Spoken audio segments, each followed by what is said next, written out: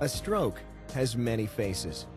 It can have symptoms that may seem minor initially, or it can be a sharp, catastrophic event.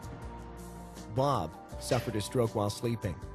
Unfortunately, the people I stayed with knew something was wrong because I hadn't come out for a coffee in the morning. He tried to wake me up. I did not respond properly, I guess largely because I was probably half paralyzed and didn't even know it. For Abdullah, he was working in his garden. Suddenly sunshine came into my head. I feel pain in my both sides of the head. I was just laying on the couch and my hand went to sleep. It went numb, I bet. And usually you just shake your hand and it comes back out, but it didn't come out that time.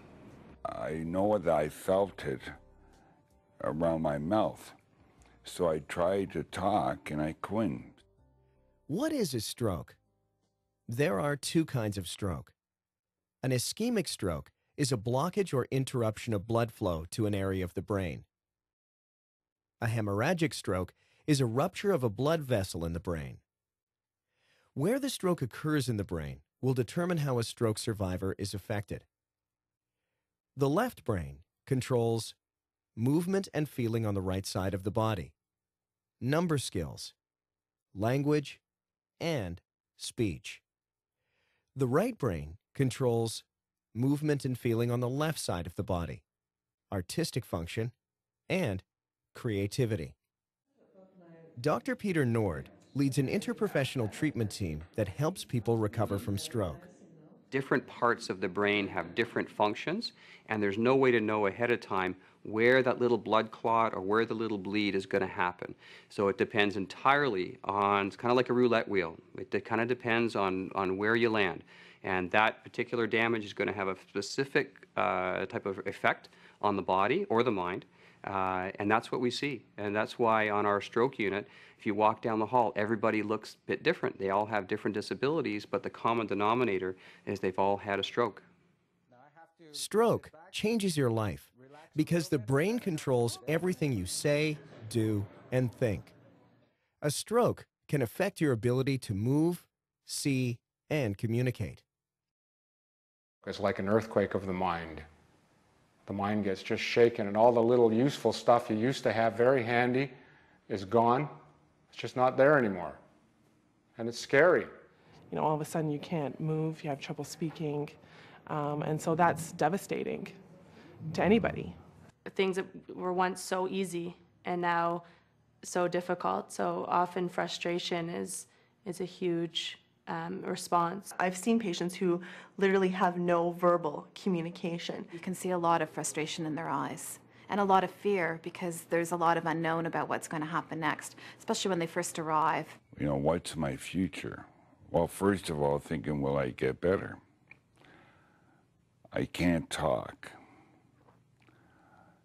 All my life I've been a communicator, so it's pretty scary. That's very frustrating. In fact, it tears at your heart that a patient wants to tell you something and they can't.